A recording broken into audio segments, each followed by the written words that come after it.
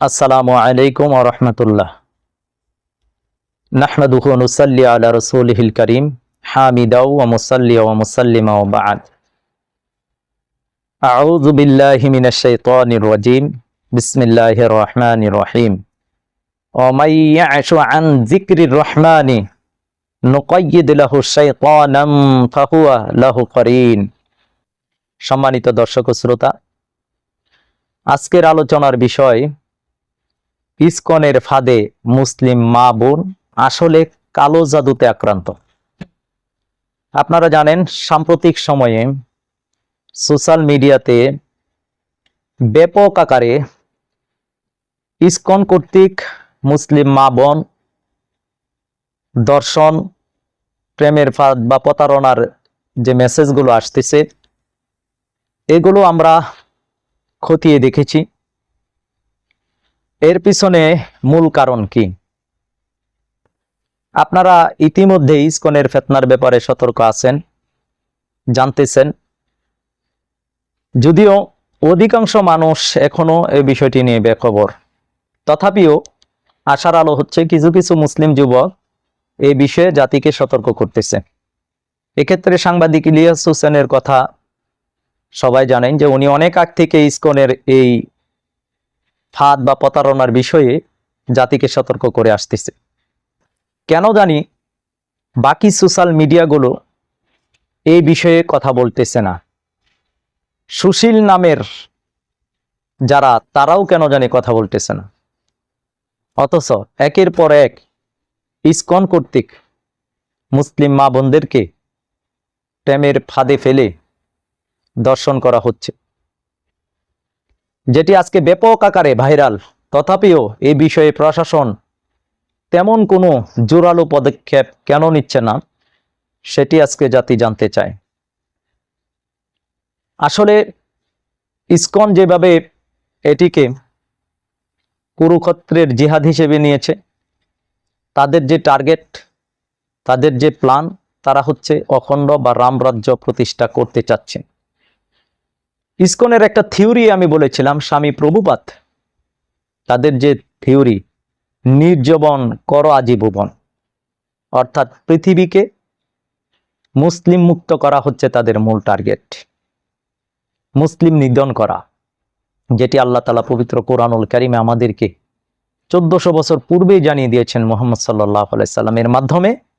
লা তাজিদান্না আশাদ্দান নাসি আদাওয়াতান লিল্লাযিনা আমানুল ইয়াহুদা ওয়াল্লাযিনা আশরাকু। মানুষের মধ্যে মুমিনের প্রতি বা মুসলমানদের প্রতি সবচেয়ে বেশি বিদ্বেষ রাখে ইহুদি। তারা এই বিশ্ব থেকে মুসলিমদেরকে নিধন করতে চায়।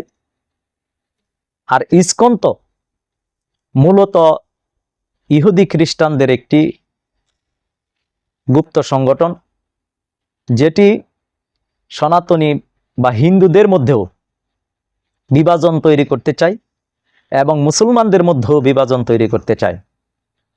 একটি নিউ ভার্সন হচ্ছে ইসকন, ইহুদি খ্রিস্টানদের একটা নিউ ভার্সন। ভারতীয় উপমহাদেশে হিন্দুদেরকে কোণঠাসা করার জন্য নতুন ভার্সন নিয়ে এসেছে। এই কারণে ইসকনের যে কনসেপ্ট, এটি কিন্তু মূলধারার হিন্দুদের সাথে মিলে না। আমার একটি আলোচনাতে আমি বলেছিলাম, যা তারা বলে কালী ভক্তি যারা করে বা লোকনাথের ভক্ত যারা, তারা কিন্তু স্বর্গে যাবে না, এটা তাদের ভাষ্য। এই কারণে ইসকন মন্দিরগুলোতে আপনি কালী পূজা বা লোকনাথের স্মরণে বা অন্যান্য ধর্মকর্মগুলো তারা করে না। তাদের অনেক কনসেপ্ট মূলধারার হিন্দুদের সাথে মিলে না। তারা তাদের নিজস্ব কনসেপ্ট হিন্দুদের উপর চাপিয়ে দেয়। আর তাদের মূল টার্গেট হচ্ছে নির্জমন করো আজীবন, যেটি আপনার 3রা জুলাই 2017 সালের দৈনিক ইনকিলাব পত্রিকাতে পাবেন। এই নিউজটা এসেছিল সেই সময়। ইসকনের ফাঁদে পড়ছে আমাদের মুসলিম মা বোন, এমনকি মাদ্রাসা পড়ুয়া বোনেরাও আজকে তাদের ফাঁদে পা দিয়েছে। আসলে ইসকন খুব চতুর এবং চতুরতার সাথে চালাকি করে মুসলিম বোনদেরকে টার্গেট করে। বিশেষ করে দুর্বল যে মুসলিমরা, তাদের পিছনে তারা প্রচুর ফান্ডিং করে, অর্থ দেয়, তাদের সাথে মিশে মুসলিম পরিচয় প্রথমে। আর ইসকনের টার্গেট হচ্ছে নিম্ন শ্রেণীর হিন্দুরা, যার কারণে আমি একটি আলোচনায় বলেছিলাম ইসকন যেই স্বামীবাগে ইসকন যে মন্দিরটা, সেটি কিন্তু স্বামীবাগের হিন্দুদের মন্দিরের পাশেই তারা স্থাপন করেছে। এই মন্দিরটাও কিন্তু হিন্দুদের ছিল, মূলধারার হিন্দুদের। সেটা কিন্তু ইসকন বিভিন্ন কলাকৌশলে তাদের জিম্মায় নিয়েছে। তাদের টার্গেটই হচ্ছে যে হিন্দুদের মন্দিরগুলো দখলে নেওয়া, হিন্দুদের জমি জমাইগুলো দখলে নেওয়া। আর তারা টার্গেট করেছে নিম্নবর্ণের হিন্দু যারা যারা দুর্বল অসহায়, তাদেরকে অর্থের লোভ দেখিয়ে তাদেরকে হাত করে। যার কারণে তারা স্বামীবাগে যে মেথরপট্টির নিম্নবর্ণের হিন্দুদের হাত করতেছে। এবং সিলেটের চা বাগানে যে শ্রমিকরা কাজ করে, সেই শ্রমিকরাও নিম্নবর্ণের হিন্দু, তাদেরকে টার্গেট করেছেন। ইসকনের মূল টার্গেট হচ্ছে নিম্নবর্ণের হিন্দুরা। তাদেরকে বা অর্থের প্রলোভন দেখিয়ে তারা তাদের দলে দল ভারী করে এবং তাদেরকে আবার অর্থ দিয়ে মুসলিম মা বোনদের পিছনে লাগিয়ে দেয়। এমনকি তারা বড় অঙ্কের ফান্ডিং করে যে কোনো মুসলিম বোনকে যদি প্রেমের ফাঁদে ফেলানো যায় বা দর্শন করা যায়, তাহলে তাদেরকে এত এত টাকা দেওয়া হবে, সেটি তারা করতেছে। আর তারা যেহেতু টাকা পাচ্ছে, সস্তা বিনোদন পাচ্ছে, সুতরাং তারা মুসলিম বোনদেরকে, বিশেষ করে অসহায় গরিব দুস্থ অনাথ এতিম এই ধরনের মেয়েদের যারা গার্মেন্টসে চাকরি করে, তাদের পিছনে সাম্প্রতিক সময় আমরা দেখতেছি মাদ্রাসা পড়ুয়া কিছু কিছু বোনরাও এই ফাঁদে পা দিয়েছে। এজন্য প্রত্যেকটা প্রতিষ্ঠানের প্রধান যারা আছেন, শিক্ষক শিক্ষিকা যারা আছেন, সচেতন নাগরিক যারা আছেন, তারা খেয়াল রাখা দরকার আপনার মেয়ে আপনার বোন কার সাথে মিশতেছে, সে কোনো প্রতারণার ফাঁদে পা দিচ্ছে কিনা, তার জীবন নিয়ে কেউ ছিনিমিনি খেলতেছে কিনা, সজাগ দৃষ্টি রাখা দরকার। প্রশাসনের ভাইদেরকেও বলবো আপনারাও এই বিষয়ে সচেতন হন। তারা যে ভয়ঙ্কর খেলাতে মেতেছে, এটার শেষ পরিণতি ভালো হবে না। মুসলিমদের ইজ্জত নিয়ে, মুসলিমদের আবরু নিয়ে তারা যেই কাজ করতেছে, ভারতে মুসলমানদের বিশ্বাসে যে আঘাত তারা করতেছে, মসজিদে আক্রমণ করা, মসজিদকে মন্দির হিসেবে ঘোষণা দিয়ে সেখানে প্রকাশ্যভাবে মূর্তি পূজা করা, মাদ্রাসা সিলগালা করে দেওয়া, ধর্মীয় বিদ্বেষ ছড়ানো, সেটি আজকে তারা এই বাংলাতে করতেছে। শুধু তাই নয়, আপনারা জেনে অবাক হবেন, এই ইসকনের অনেক তান্ত্রিক সাধক আছে যারা জিন দিয়ে কালো জাদু করে। বিশেষ করে অনেক ইসকনের সদস্য মুসলিম বোনদেরকে প্রথমে সুসম্পর্ক করে তাদেরকে কালো জাদুতে আক্রমণ করতেছে, তাদেরকে মন্দিরে নিয়ে যাচ্ছে, এমন কিছু খাওয়াচ্ছে প্রাসাদ নামে বা বিভিন্ন কিছু খাবারের সাথে মিশিয়ে তাকে আক্রান্ত করতেছে, তাকে কালো জাদু করতেছে। যেমনটি আপনারা জানেন সূরা ফালাক আর নাস, এই দুটি সূরা নাজিলের পিছনের প্রেক্ষাপট শানে নজর। ইয়াহুদি লাবিদ ইবনে আসাম, যে কিনা 11টি গিট বেঁধে খেজুরের পুরুষ ফুলের খোলসে রেখে জারওয়ান নামক কূপের নিচে রেখে দিয়েছিল, যার প্রভাবে আল্লাহ রসুল সাল্লাল্লাহু আলাইহি সাল্লাম দীর্ঘদিন অসুস্থ ছিলেন। তিনি একটি কাজ ভুলে যেতেন, কাজটি করেছেন না করেনি, এমনটা প্রভাব বিস্তার তার উপরে হয়েছিল। দেখেন, এই কালো জাদুর যে প্রভাব আছে, এমনকি নবীগণ পর্যন্ত, পয়গম্বরগণ পর্যন্ত, শেষ নবী আখিরি নবী রহমাতাল্লিল আলামিনও যে জাদুতে আক্রান্ত হয়েছিলেন, সেটি কিন্তু স্পষ্ট। এখন ইসকন আমাদের বোনদেরকে এই কালো জাদুতে আক্রান্ত করে তাদের চরিত্র হরণ করতেছে। তারা বসে নেই, তারা ষড়যন্ত্র করতেছে। তারা মুসলিমদের পিছনে উগ্র জিনদের লেলিয়ে দিয়েছে।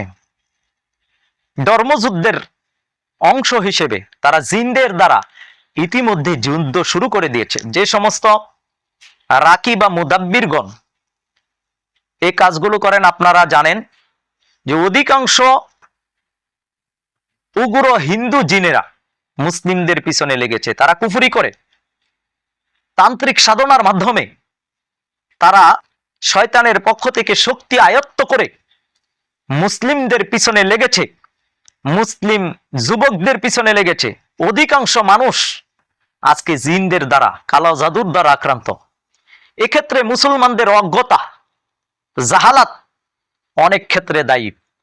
তারা কোনো কিছু হলেই জাদুঘরের কাছে যায়, তান্ত্রিক সাধকদের কাছে যায়। অনেক মুসলিম আমি দেখেছি যে হিন্দু কবিরাজের কাছে যাচ্ছে, সেখানে যাওয়ার দ্বারা এই কবিরাজ তাকে কুফরি করে, এমন কিছু খাওয়া, এমন তাবিজ কবজ দেয় যে এক পর্যায়ে এই মুসলিম বোন ওই কবিরাজের ভক্ত হয়ে যায়। এমনকি তাদের চরিত্র পর্যন্ত তারা হনন করতেছে। নাউজুবিল্লাহ। গভীর এক ষড়যন্ত্র মুসলিম উম্মাকে নিয়ে তারা করতেছে। ইসকন পিছিয়ে নেই, এই ইসকনও আমাদের বোনদেরকে কালো জাদু করে তাদেরকে আকৃষ্ট করেছে, যার কারণে তারা প্রকাশ্যভাবে আজকে একজন মুসলিম হয়ে হিন্দু ধর্ম গ্রহণ করতেছে, মন্দিরে যাচ্ছে, প্রাসাদ খাচ্ছে, সিঁদুর পড়তেছে। এটা সাধারণ কোনো বিষয় নয়, এটি পরিকল্পিত। তারা তো আক্রান্ত, তারা তো জাদুগ্রস্ত, তারা তো কালো জাদুতে আক্রান্ত। যার কারণে আমাদেরকে এই বিষয় নিয়ে এখনই পরিকল্পনা করা দরকার, পরামর্শ করা দরকার। আলেম ওলামাদের এই ব্যাপারে সোচ্চার হওয়া দরকার। একটা মুসলিম প্রজন্মকে তারা ধ্বংস করে দিচ্ছে, আর আমরা এখনো দলাদলিতে লিপ্ত। এখনো আমরা কে সুন্নি, কে ওহাবি, কে বুকের উপরে হাত বাঁধে, কে নাভির নিচে হাত বাঁধে, কে জুরে আমিন বলে, কে আস্তে আমিন বলে, এই নিয়ে মারামারি, কে আলিয়া, কে কৌমি, এগুলোতে আমরা লিপ্ত। আফসোস, মুসলিম প্রজন্মকে ধ্বংস করার জন্য তারা ষড়যন্ত্র শুরু করে দিয়ে তাদের রুটম্যাপ অনুযায়ী সেটা বাস্তবায়ন করতেছে। আর আমরা বেখবর, বেখেয়াল, আমাদের হুঁশ নেই, বেহুশ হয়ে গেছে। আপনারা জানেন গাজীপুরের একজন ইমামকে পর্যন্ত কালো জাদু করা হয়েছিল। এছাড়া আমাদের বোনদেরকে তারা কালো জাদু করতেছে, মুসলিম যুবকদেরকে তারা কালো জাদু করতেছে। যারা দিন কায়েমের ব্যাপারে কাজ করতে চায়, দিনুল হক, সত্য দিন প্রতিষ্ঠা করতে চায়, গজওয়াতুল হিন্দের ব্যাপারে যারা সতর্ক করে বা কাজ করে, তাদের পিছনেও এই মালাউন জিনগুলো, উগ্র জিনগুলো, জাদুঘর জিনগুলো লেগে গেছে, লাগিয়ে দেওয়া হয়েছে। এমনকি মুসলিম জিনগুলোকেও তারা বাধ্য করে এই সমস্ত কুফরি করাতে তারা বাধ্য করতেছে। এমত অবস্থায় ইসকনের ফাঁদে যে মা বোনেরা পা দিচ্ছে, এর পিছনে কালো জাদুর একটা বিশাল প্রভাব। আপনারা জানেন ইহুদিরা এবং মুশরিকরা প্রচুর পরিমাণে তারা কালো জাদুতে বিশ্বাসী। যার কারণে ইরান ইসরায়েলের যুদ্ধে ইরান কিন্তু স্পষ্ট বলেছিল যে ইসরায়েল কালো জাদু করেছে, এবং সেটির আলামতও তারা প্রকাশ করেছিল। এটি সত্য। খুদ আল্লাহ রসুল সাল্লাল্লাহু আলাইহি সাল্লামকে লাবিদ ইবনে আসাম, ইহুদি, সে তার মেয়েদের দ্বারা আল্লাহ রসুলকে জাদু করেছিলেন। এখনো পর্যন্ত তারা মুসলিমদের বিরুদ্ধে কালো জাদু করে, তান্ত্রিক সাধকগুলোকে তারা এই কালো জাদু শিক্ষা দেয়, এবং এই কালো জাদুর দ্বারা মুসলিমদের অগ্রযাত্রাকে তারা রুখতে চায়। তারা ষড়যন্ত্র করে, ওয়ায়াম করুন ওয়ায়াম করুল্লাহ আল্লাহু খায়রুল মাকিরিন। তারা ষড়যন্ত্র করে, আর আল্লাহ উত্তম কৌশলী। ইন্নাহুম ইয়াকিদুনা কাইদা ওয়া আকিদু কাইদা ফামাহিলিল কাফিরিনা আমহিলহুম রুয়াইদা। তারা যতই ষড়যন্ত্র করুক, মুসলিমদের এই বিজয়, মুসলিমদের উত্থান তারা রুখতে পারবে না। দিনুল হক আল্লাহর জমিনে বিজয় লাভ করবেই। আল্লাহর মনোনীত বান্দা ইমাম মাহমুদ হাবিবুল্লাহকে আল্লাহ পাঠিয়েছেন। প্রত্যেকটা যুদ্ধের পিছনে, প্রত্যেকটা বিজয়ের পিছনে শুধু সামরিক শক্তি নয়, আধ্যাত্মিকতা কাজ করেছে। আধ্যাত্মিকতা ব্যতীত কোনো বিজয় নেই। এজন্য ইমাম মাহমুদ হাবিবুল্লাহ আল্লাহর নুসরত প্রাপ্ত বান্দা, আল্লাহর মনোনীত বান্দা, যাকে আল্লাহ সাহায্য করেন। আল্লাহ সামনের দিনগুলোতেও তাকে সাহায্য করবেন। এজন্য আমরা এই ষড়যন্ত্রের ব্যাপারে জাতিকে সতর্ক করতে চাই, আলেম ওলামাদেরকে সতর্ক করতে চাই। আপনারা এই বিষয়ে আপনারা পরামর্শ করুন, আপনার অধীনস্থ যারা আছে তাদেরকে এই বিষয়ে সতর্ক করুন। আর কত দলাদলি করবেন, আর কত এক আলেম আরেক আলেমের বিরুদ্ধে প্রপাগান্ডা অপপ্রচার করবেন, আর কত চরিত্র হনন করবেন। আসুন আমাদের ঘুম থেকে জাগ্রত হয়ে মুসলিম উম্মাকে নিয়ে ষড়যন্ত্র করতেছে ইসকন, আমরা সতর্ক হই, আমরা মুসলিম উম্মাকে সজাগ করি, সতর্ক করি। আফসোস তাদের জন্য যারা মুসলিম উম্মাকে সতর্ক তো করতেছেই না, বরঞ্চ মনোনীত বান্দা ইমাম মাহমুদ হাবিবুল্লাহ যখন এই ইসকনের ষড়যন্ত্র, উগ্র হিন্দুদের এই ষড়যন্ত্রের ব্যাপারে মুসলিম উম্মাকে সচেতন করতেছে, তখন কিনা তার বিরুদ্ধে লেগেছেন। তার কাজকে, তার অগ্রযাত্রাকে, তার পথকে তারা রুখতে চায়। আফসোস তাদের জন্য। আমরা তাদের জন্য দোয়া করি, আল্লাহ তাদের শুভ বুদ্ধি উদয় করুক, তারা যাতে বুঝতে পারে আসলে মুসলিমদের শত্রুকে, আসল শত্রুকে যাতে চিনতে পারে, নিজেদের মধ্যে কাদা ছুড়াছুড়ি যাতে আমরা ভুলে যাই। আল্লাহ আমাদের সেই তৌফিক দান করুন। এবং আল্লাহ তাআলা তাদেরকে, যদি তাদের নসিবে হেদায়েত তাকে আল্লাহ হেদায়েত দেখ, নসেদ তাদের ষড়যন্ত্রকে আল্লাহ তাআলা ধ্বংস করে দেখ, তাদেরকে হালাক করে দেখ। আল্লাহ তাআলা মুসলিমদের সাহায্য করুন। আমিন ইয়া রাব্বাল আলামিন। আসসালামু আলাইকুম ওয়া রাহমাতুল্লাহ।